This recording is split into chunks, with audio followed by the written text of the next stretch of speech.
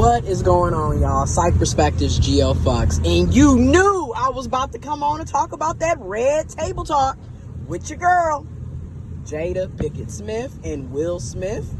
And once again, everything that I said a few days ago is pretty much the truth.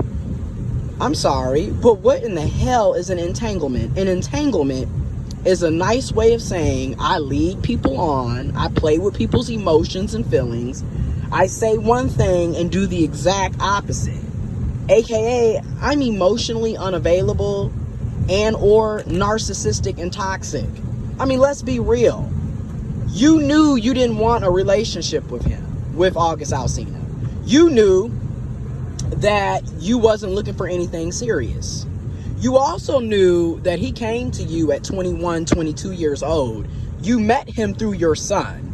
You're old enough to be his mother. You are a predator. But you knew he was coming to you with trauma and baggage. You knew all of this. You were supposed to be a mentor, a mother figure, right? But in typical predatory behavior, you used his baggage and his trauma and him looking up to you as an advantage, to take advantage of him. And now you're sitting up here on your own show, your own online podcast show, talking about entanglement. AKA, I'm not going to take full responsibility for what I said and did. And this is what happens in a lot of these toxic, narcissistic, one-sided, relationships. People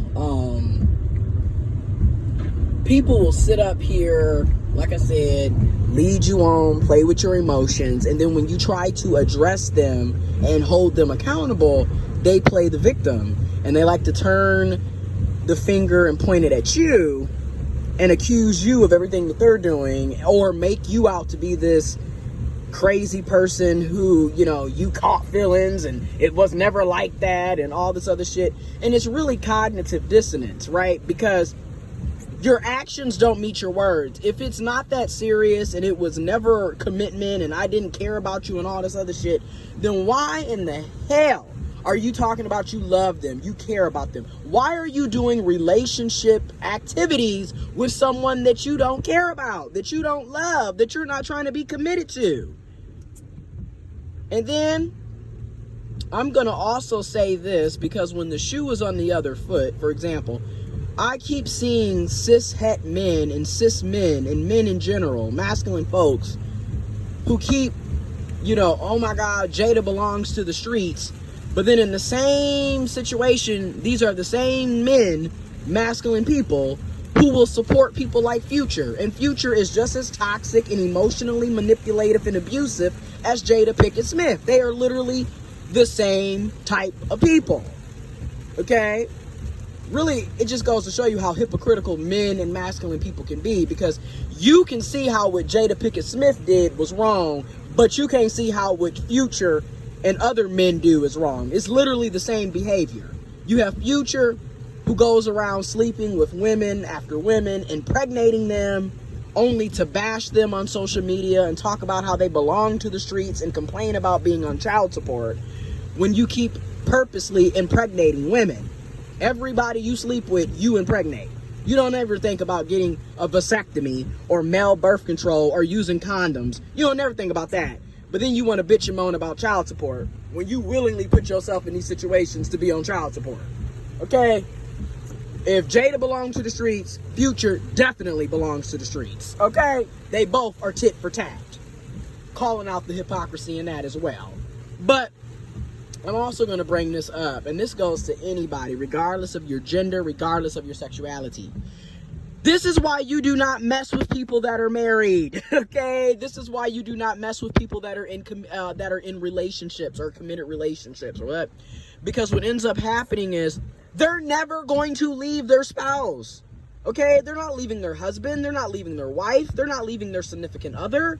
They're not leaving their boyfriend, their girlfriend, their fiance, their partner. They're not leaving them. You are a side piece. Sooner or later, y'all are going to have to realize You're putting yourselves in situations to be played, abused, and used. And like in every situation, it never fails. As soon as they get what they want and they no longer have a use for you, they will discard your ass like trash. And that's exactly what Jada Pinkett Smith did. Okay? She got the sex, you know, and you know, to put it out there, August Alsina is allegedly well endowed, if you know what I mean. Okay?